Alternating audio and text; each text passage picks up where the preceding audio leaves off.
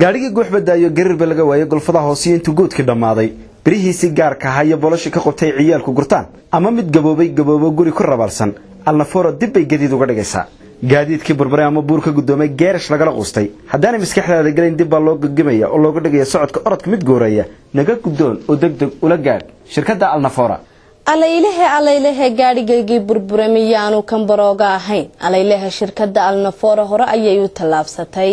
shirkadda alnafoora oo xarunteedu tahay magaalada Burco waxay idin soo kordhisay adeegyo casri ah oo ay ka mid yihiin gaadhigaagii burburay oo lagaaga dhigi doono sidii ay warshadu ku soo saartay haddii aad lahayd gaadhi burburay hore u gaadh shirkadda alnafoora oo 10ka dambe ee Ramadaan ku sameysay qiimo dhimis ballaaran oo 15% ah waqtigu yaanu ka dhicina hore u gaadh shirkadda alnafoora waa shirkadda alnafoora